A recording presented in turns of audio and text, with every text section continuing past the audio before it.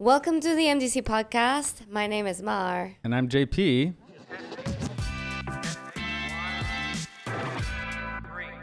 How are you, JP? I'm great. A lot of stuff to talk about.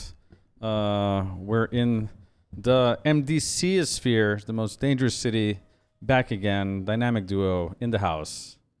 And first of all, I want to start off by saying that I couldn't be more lucky to have such an incredible co-host with me, who's just sparkly and bubbly and always by my side. That's me. And I couldn't be thankful enough to having an amazing co-podcaster with me that is so funny. Yes. I consider myself hilarious. I don't know about you guys, but yeah. First of all, I wanted to talk about how my Spotify is recommending just smooth electronic jazz for me.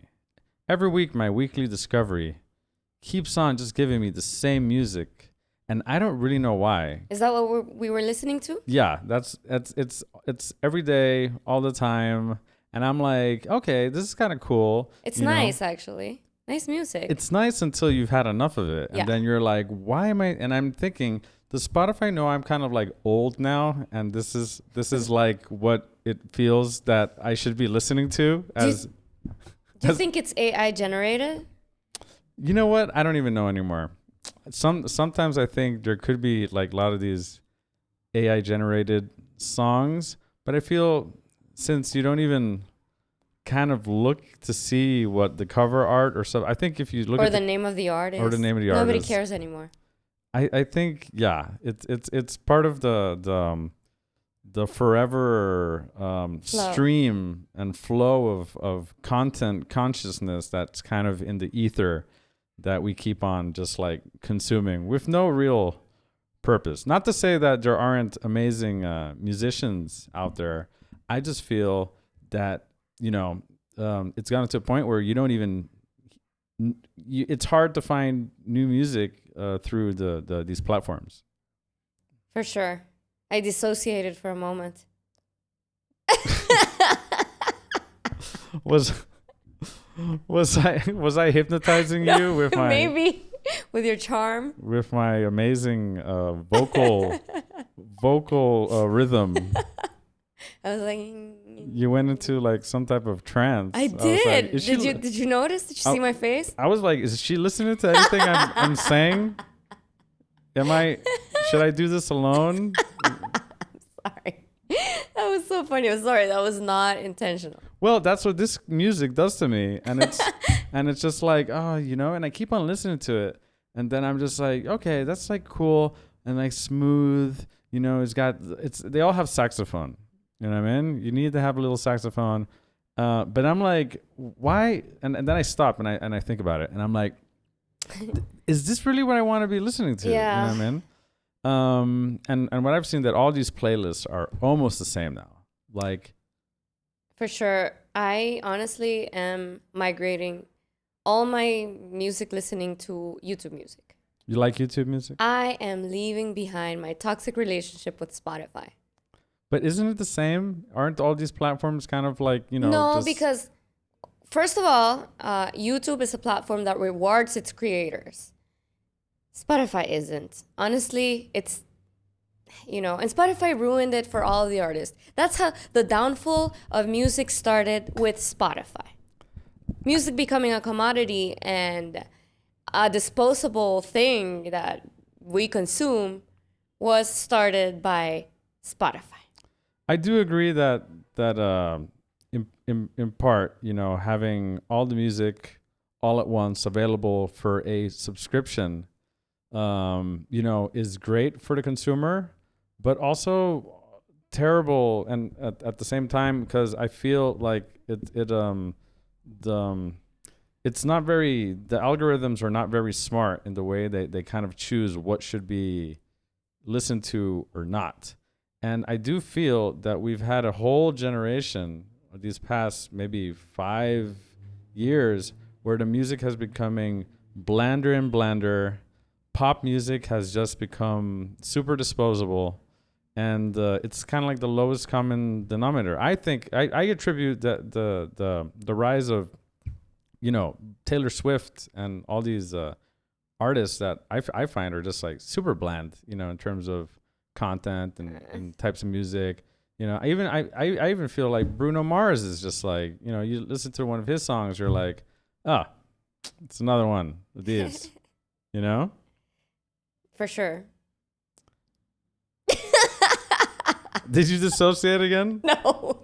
Was that another? No, it's just I have so much to say about this, and I don't know, and I don't even know where to start. That's the thing.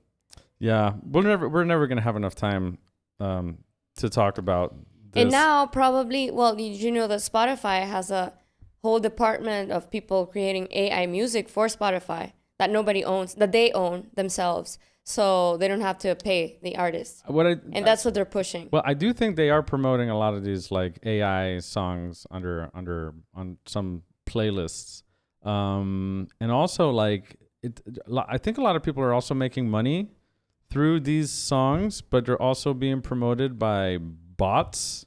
Yeah. So I'm like, what are we doing, guys? What are we doing? You know what I mean? Like, and let's talk about the funny thing that we saw the other day about Suno and AI music creators.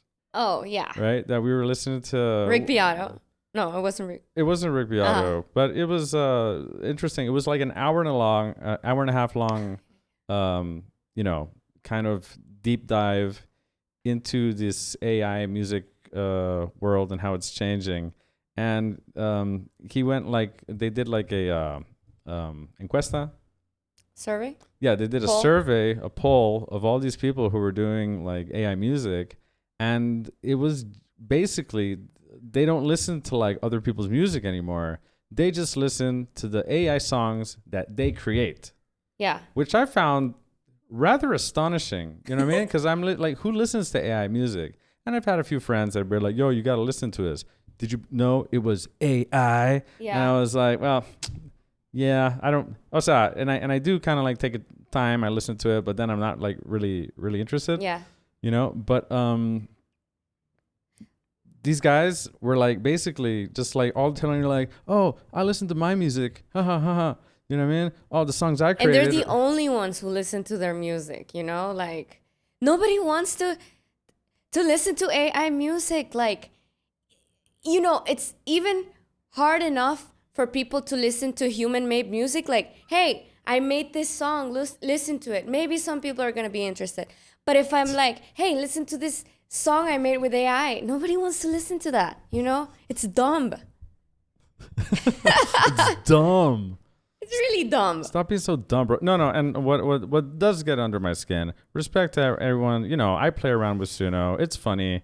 I can't remember like one song I've created with I've used it as a tool to make arrangements for my songs, and I actually, we made like a hybrid MDC song that we created some stems with AI, because I wanted like a little trumpet, so I did it with Suno app. But I didn't, at least the song was mine and the melody was mine and the whole thing was mine. Yeah, that's what I can't stand. People who get start saying, "Hey, look at the song I made." You didn't make it. You didn't make a song. You didn't make a song. You prompted a song. Yeah. It's very different. You guys are not music makers. You guys are like just Suno prompters. Very specific. Yeah. I don't know. It's kind of crazy. I think even in the Oscars, I think the opening dialogue by Conan, he was like, I don't know what's happening. It's kind of nuts. Yeah. And even the music industry, you got the movie industry in kind of a panic right now with all the AI video creation. Yeah.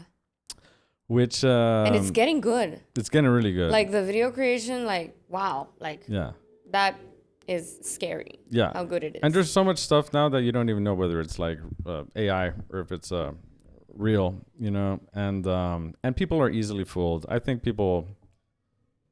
most people are not going to really care at a certain point. I just feel that it's made everyone really accepting to the fact that everything is just kind of easy and there's not really any effort or merit into making, you know, especially if you're working in this field where, you know, you probably spent the last 20 years, working on your skills and your craft and becoming an expert.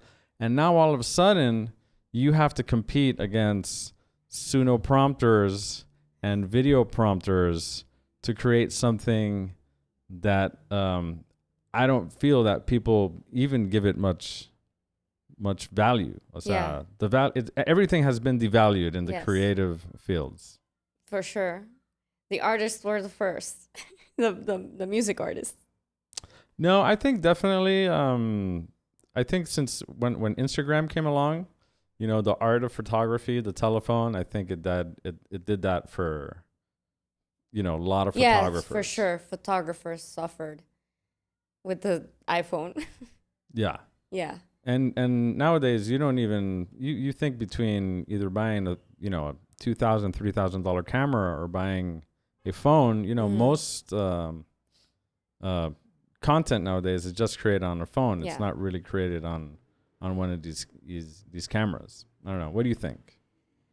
I mean, I think photographers are still gonna be needed. To prompt things? No, I think you still have to capture reality, and then with that capture, you can create more content with AI, definitely. But I do think in that sense, like if you need to document specific scenery or city or something, like you first have to capture the real thing, and then, you know, you can do whatever. I definitely think journalism, I think people who are doing, you know, real people stories, I think definitely that is still pertinent, you know. But a lot of like YouTube creators, someone was saying like, you know, I spent like all this time trying to make something look so good, you know what I mean? And now people just don't care. Yeah, like like animators, dude. Animators, Illustrators. Illustrators. But the animators, the 3D animators, like it used to be such a complex Specialized craft, you know, specialized craft, and I respected it because those guys, you know, were really studied this thing. And now you can just prompt something and you create a 3D animation just like that, you know? And I wonder, like all these people that spent all this time studying the craft from scratch, like, how do they feel? How do they feel? How do they feel, you know? How are they coping with it? How do you guys feel? Are you guys there? Leave us comments. And I feel the same. I feel the same with my vocal craft. Like I've been doing voiceovers and singing since I was a little girl, you know, and I've been training my voice for that for so long, and now the AI voices are taking my jobs, you know, and it's kind of sad, and it's kind of like confusing, you know, like, but I still do have clients that do want to work with a human, and that's, you know, those are my clients, but yeah, it's been tough for a lot of industries, you know. I also think that and can we talk about kind of like the standards of what people expect to be like quality? You know what I mean? I understand that a lot of people, you know, they didn't want to like hire maybe a graphic designer because you know, maybe they didn't want to spend the money or but the stuff that people are passing off as like AI creations that are, you know, like the level between just mediocre to really good, I don't think people care. I think they're just happy. It's like the Suno creators. They're just happy. Look what I did. Yeah. You know what I mean? Yeah. With your built-in, you know, search AI image, and you're like, I made an advertisement. Yeah. And I'm like, bro, are you sure you want to put this on? Does this represent like the brand and look? It was like, I think it looks good enough. And that's what's sad about it. Yeah. That people don't even care if it looks like crap. For sure. You know what I mean? Yeah, I've seen some ads, like paid ads on social media of like wellness and fitness events that like with AI generated people that their arms look weird, and like you can tell, like, and you could have fixed that, but no, you just put it out, you know? Yeah. Because let's say weird. even when I create stuff with AI, I'm very meticulous. I take my time. I make sure everything tries to look, you know, if we're going for something that looks like real, you know, to put in the craft. This one, let's show this one. Look, this girl has like it's her back. It's her back. It's in front, in her chest, and it's the same girl. The three of them are the same girls, you know. And this is an expensive event. Like, I mean, guys, come on, you know? You could have done a little bit, you know. Come on. What's that level of laziness, right? I was also talking to a friend that he works at an advertising agency, and he's an art director for the designer department. And he was telling me that lately, like, they've been doing, like, their mock-ups with AI, so to show the client, like, this is what we're trying to do with your art poster or whatever. And then the client's like, oh, that's perfect. Let's just use that one. Let's just use that one. And they're like, oh, no, but we're going to create it. This is just a mock-up. No. Let's use the AI one. You know? They don't even care. Yeah. So, yeah. And that's what I think ultimately the internet has done. I think it's kind of not made you care about much anything. You know what I mean? I think people have seen so much stuff that they're not surprised. They don't care. We are impressed by nothing now, you know? That's why, like, we're not appreciating the art anymore. Like, music, I remember discovering a new good song or artist. I would cherish it. I would, you know, appreciate it, appreciate the artist, appreciate it. And now it's just like, oh, yeah, you know, another cool song. So many of them. Sorry, I always land back on music because it's where it's hurting me the most. And speaking of, like, you know, high budget creative things, let's say the Oscars, I feel this last one where I was kind of like, okay,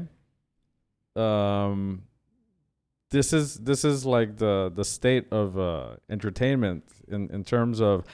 Okay, and I'm going to be very honest. I cannot believe one battle after another won Best Picture, bro. Right. Like, do you remember when we saw it? I thought it was, I honestly, I thought there was such a disconnect between, one, the characters, two, the storyline. You know, I thought it was like almost a comedy. I thought. It was like a comedy drama. Like, you couldn't. Like, sometimes it was a comedy, sometimes a drama. I don't know. I think it was trying to be a serious, dramatic film. No. Yes. It was trying to be funny, too. No, it wasn't. It was. Guys, what do you think? Was it trying to be funny or not? Is this kind of like the A24 effect where... Kind of. I think A24 has influenced so much in the film industry. Wow. Because I kind of felt it kind of had like an A24 type of vibe. It did. But I just couldn't believe, like, you know, Sean Penn's performance. He was almost like a cartoon character. Leonardo DiCaprio was like all over the place. He's always good. I love him. I love Leonardo, but he's always playing like the same guy. He's always the same dude all the time. The actress, like she won best Golden support, Globe, I think. Yeah, for best supporting actress. But she was just in the film for like 5 minutes. Don't get me started. Like, how did she win that? Well, anyways, I do see a pattern of, because the other movie that was very nominated was Sinners, and that was also like a mix of, like, is this a vampire movie? Is this a movie about the alcohol trading back in the 30s, like, you know, is it a vampire movie? Is it a musical? What is it, right? And I did like Sinners, though. I did like it a lot. I don't know if you liked it, but I did. I like the songs that the vampires were doing. I was like singing vampires. That's so funny. Yo, is it a musical? It was kind of like a musical. Yeah. Yeah. Sure.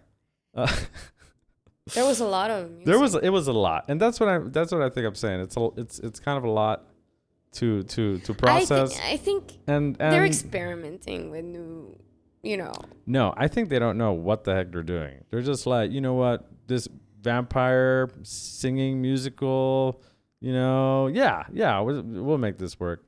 I just love that Michael B. Jordan went to In-N-Out with his Oscar. Did you see that? I saw that. Yeah, that was fun. That was cool. I'm glad he won though. He did. Yeah, he's good. He was really good. He's a cool dude, Michael B. Jordan. He was very good. Just goes all like what's that Tarantino movie with the Nazis?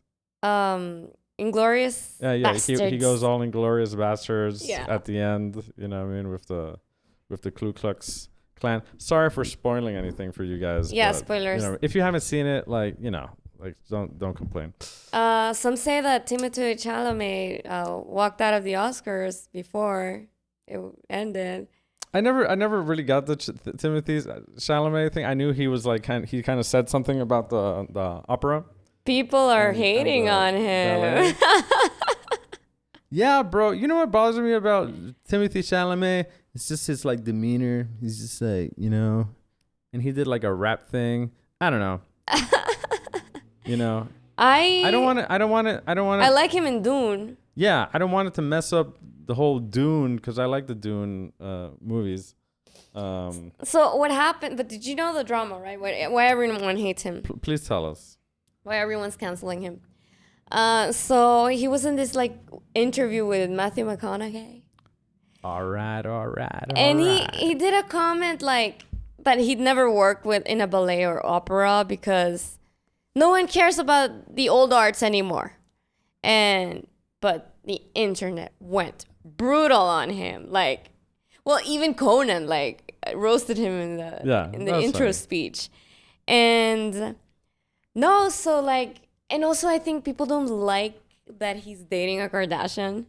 That's kind of like, like really. So I think those factors and, but honestly, dude, people can have their own opinions if they like the ballet or not, like it's not a reason to cancel someone. What if he thinks that's fine, I don't know. What do you think? I have many opinions about many things, and I would probably be, in the hot seat if I, said some of the things I thought, we've talked about it, I'll probably, if someone says, I made it, I'm a songwriter and I make all my songs with Suno, I'll probably punch you in the face. You know what I mean? So yeah, I definitely think people are entitled to opinions, but people don't like that. People don't like it when they say things that, in the end, people get on the bandwagon of hate, the hating bandwagon. It's like it's trending to hate on something. So everyone's like, and I do feel it has to do with the thing that people aren't really thinking on their own anymore. You know what I mean? It's like hive mind, right? The internet, like it either goes on the hate side, or or they love you, and it's crazy, dude. It's scary, honestly, to be put on that. Well, you were on one side. Yeah. With the whole Phoenix Festival. Phoenix Fire Fest. Yeah, like people were hating on me, and then they started loving me. But, like I just saw how like the hive mind shifted from silent to the other side. It's crazy, dude. And everyone has an opinion, It's okay to have an opinion. It's okay, but unless you have some types of opinions. The thing is that since now communication it's both ways. Like it used to be like, okay, a new movie comes out, we watch it, and maybe we comment it with our family or whatever. But now everyone has a media channel to express themselves. So, and people like to follow trends. So if somebody's hating on something, like everyone's gonna hate on that. Yeah, I definitely think giving people a megaphone through their cell phone, you know what I mean? Well, we just watched that documentary on the whole toxic male masculinity thing. We saw it. It was pretty good on Netflix. I'm horrible with names. I gotta find you guys some references. But it was look it up. ¿Cómo se llamaba? The Manosphere. The Manosphere, yeah. Yes. Where this English documentarian follows around these guys, which honestly, like, they're so unapologetic to what their opinions are, and kind of thrive on the fact that the more hate or the more controversy they get, the better they will be. You know what I mean? Which some people, I don't know. It really depends if let's say owning it, can get you ahead if you just don't care about what people think. You know Dude, what I mean? but it's like pure misogyny, and it's like very popular amongst really young boys. Yeah. And I think it's horrible, because these are boys that, they look up to this horrible man, It's horrible. And they feel like it's empowering for them to own their manhood in this way. like old man misogyny, like it's back. It's trending. Yeah, like I'm entitled to many wives, and from my side is polyamorous, but from their side it can only be monogamous, and they're there to have children, and I am here to provide. What was it that they said? It was like that the woman is has something. She's naturally gifted, and then the man isn't born with anything, and they have to like do all this work in order to, get This is not my words. This is in this documentary. Yes, please. But basically, because you're born with like a vagina and boobs, and like you're a female, then men, you're automatically entitled to things in life, and you can get stuff, but it has to be through a man, and that man has to basically fight through power, money, influence to get basically as much women as they can, which is, it's super sexist. You know what I mean? It's so sexist. It's like, and they claim to love women, right? Yeah. They love women, but they want to keep the women in the old ways. And, the women has to be home taking care of the children, and she cannot, dude, it's honestly. What was that? You were watching this other one about the guru. The yoga. Oh, dude, the Twisted Yoga. It's on Apple TV. Oh my God, it's about this like yoga school that had this, like, it was a normal yoga school to become a yoga teacher, right? But then like certain women would get selected to go meet their guru, and basically they end up trafficking them. All because of spirituality and, following a spiritual movement. And like, oh my God, that's horrible, Yeah, and you had... Because these women would go in search of like spiritual growth, and they end up being trafficked. What? And it had to be, it was like you reached like the greatest point of enlightenment through like an initiation with the guru, right? Which... is horrible. Yeah, so horrible that like these women, like they were looking for personal and spiritual growth, and yeah. Yeah, and this guy was in Romania, and they knew about it for a long time, and they did nothing about it. Like, I don't know how it got to a point, but I think a lot of these sexual predators, Yeah. and people, like, it just, there's a lot of cover up. There's a lot of, backdoor kind of like a structure, of people who are behind it, letting this happen. I just like, I find it horrible how these cults, like, they take advantage of people's like need to follow a spiritual path, and like they go innocently to these horrible leaders. Ugh. changing subject. Shout out to Andrew Callahan of Channel 5 News. Channel 5. Worldwide. I love Channel 5. It's so good. It's so good. You guys need to check it out if you haven't. If you guys don't know what Channel 5 is, it basically is what Vice News kind of used to be in the day. He started with All Gas, No Brakes, basically as a kind of like street reporter. Just doing these like crazy interviews. And he's gotten to a point where I think he's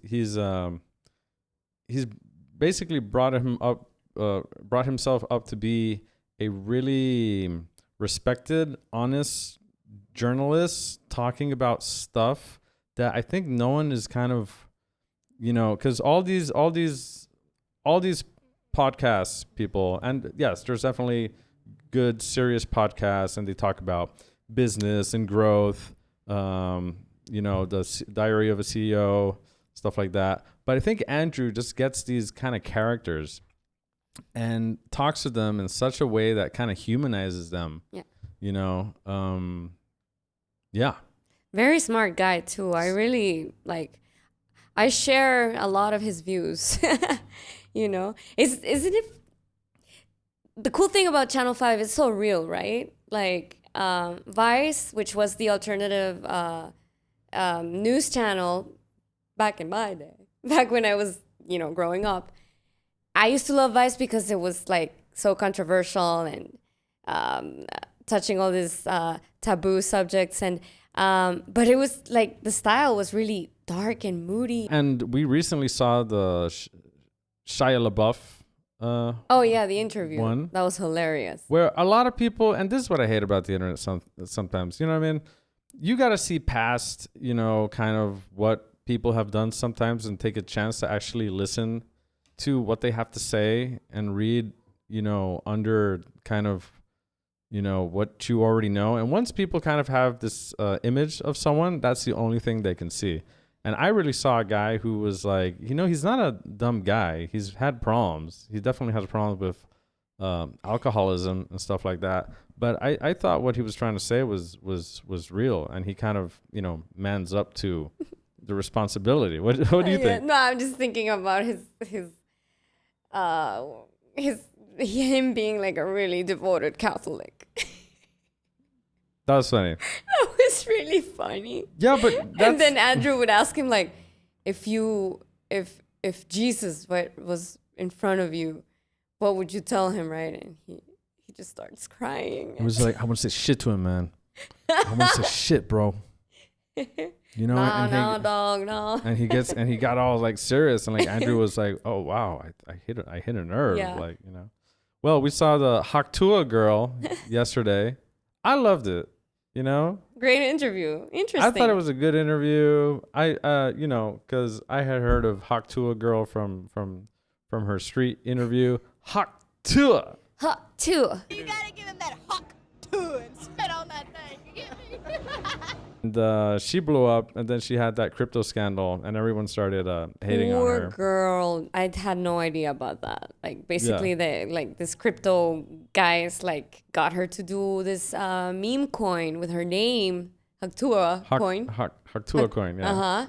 And then people lost a lot of money with it, and they were blaming her, and she was like, I don't even understand crypto, so Bro, and if you're buying Haktua coin, maybe you should kind of, re-examine your who's giving you financial advice. You know what I mean? For sure. And I think all of those things are kind of like, it's your responsibility to do your research. But I do think on her, I think it could happen to anyone. What if this crypto person that we know comes and tells us that he wants to do an MDC coin, most dangerous coin, I'd probably be like, he sounds like he knows what he's talking about. Like he sounds like, like he's real and has good intentions and everything. And then all of a sudden, people start hating on us because they start losing more money and, threaten us to send us to jail and stuff. Like, anyone can be tricked. So, yeah. Maybe or hack to a girl. Maybe we should do a MDC coin. MDC. Most dangerous coin. Yeah. What do you guys think? Should we? Yeah. Would you guys invest in the MDC coin? Yeah, you guys can use it to buy drugs, bet on anything dangerous. Anything dangerous, we're gonna have a use for it on our crypto marketplace. Yeah. Most dangerous marketplace. Yeah. So what I like about Channel 5, it's that it's so different. It's like such a different style of journalism than Vice was, for example. Vice was really serious and crafted and artistic and moody. Channel 5 is just like, real. Raw. And funny and raw. Yeah. And I think we're appreciating more and more like the raw things, the less overproduced content. People want to feel like things are real in a world covered with AI slop and overproduction.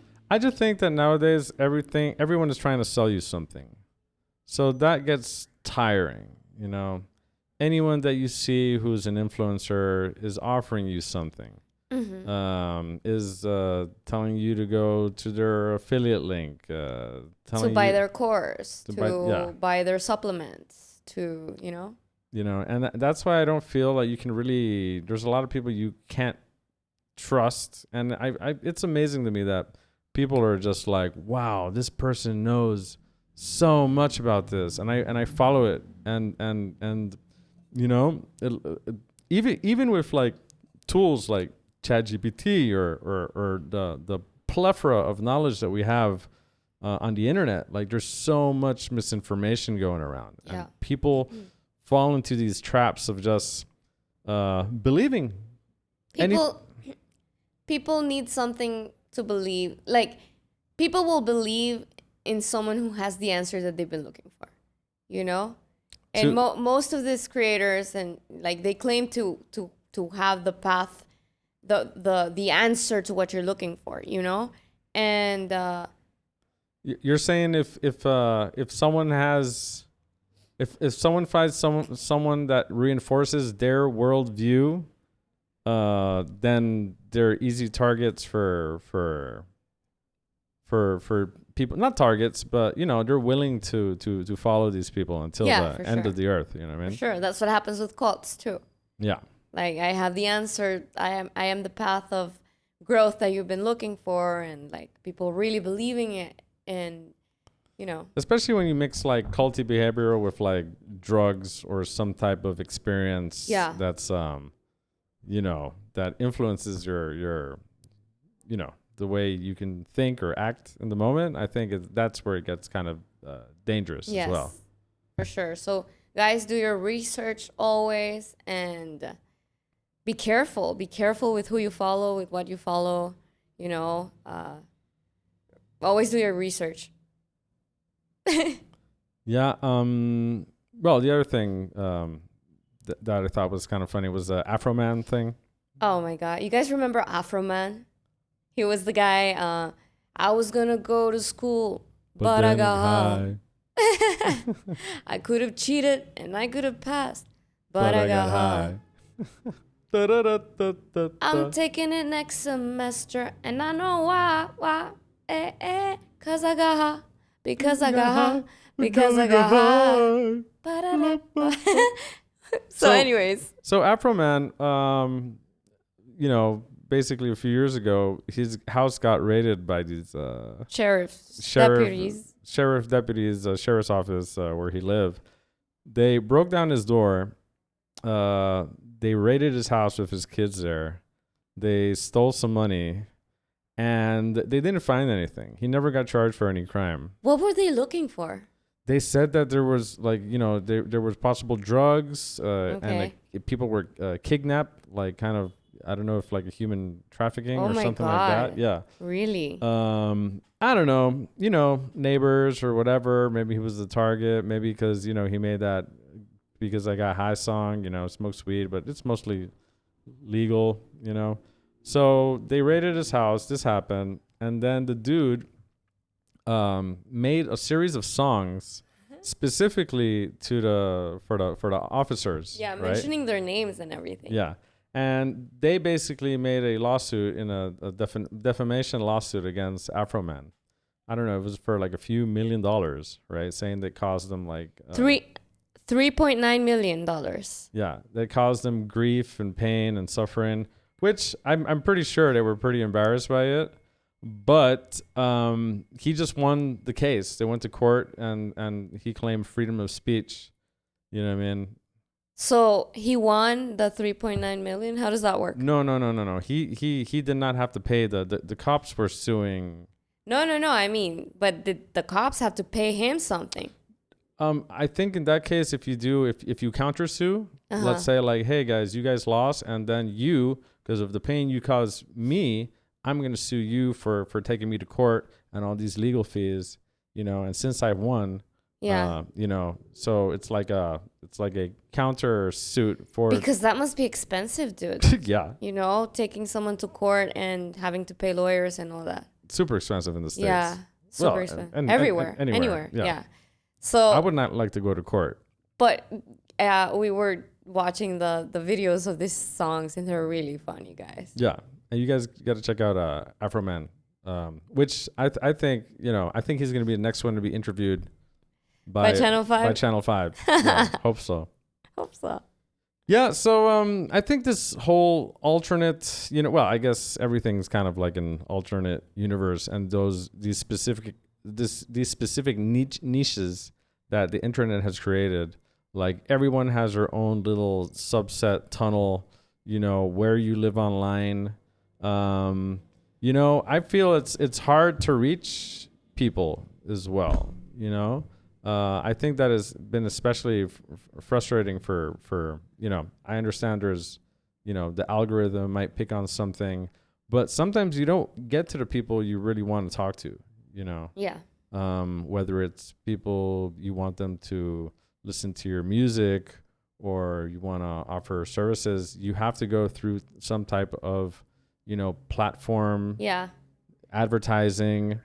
And that is kind of like a little frustrating. Even here in Tegucigalpa, like, you know, you do a concert and you want people to go. It's very hard getting to like people who are going to like your music because there's so much, you know what I mean? Mm-hmm. I really miss the days where like social media was social media and it was chronological. So, you know, like they would show the posts in chronological order. It doesn't matter who was who, but if you followed a person, you were going to see their things. And now like social media, it's not social media anymore. It's like channel media.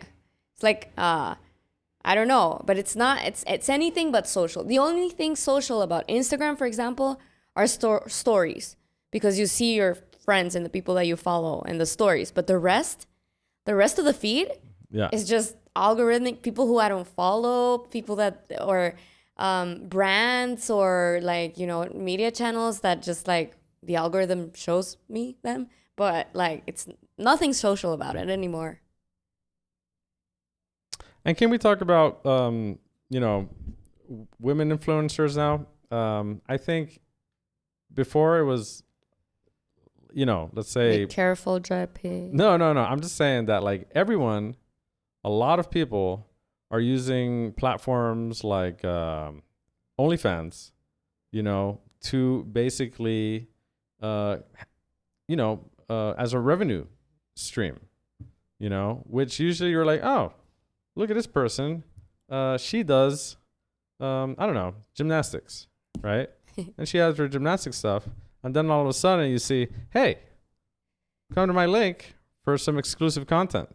And I feel that has become so normalized. Yes. Now it's not, it's, you know, it's something that it's not even, well, I guess a lot of people might look, depends who you are, they look down upon it. But then for the majority of people, it's like, oh, okay, you know. Yeah. It's not scandalous anymore. Yeah. It's just a thing that you do. Yeah. I'm a mattress actress. Mattress actress. Yeah, I even follow some influencers that I didn't even know there were mattress actresses.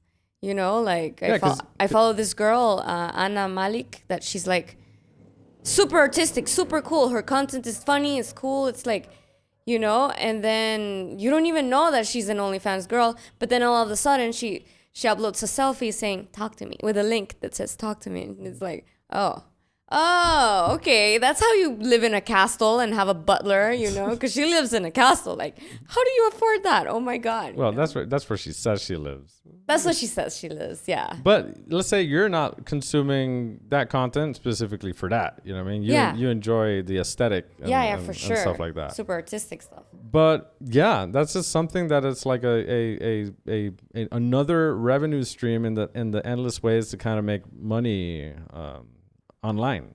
Yeah. You know what I mean? And for a lot of people, it's become like one of the, I guess, easiest ways. It's like Patreon. It's like a Patreon. Patreon, yeah. There's, I guess OnlyFans, it is like a Patreon, right? People pay. It's just known for more explicit content. Yeah. Then there was this other one. What was the name that we saw it? Fanflix, something like that. You know, but there's a whole bunch of sites now that just like, you know, you pay for looking at content, right? Which I don't understand, because all this content is already free. Why would you go spend money? I guess people get infatuated with a person and they're like, you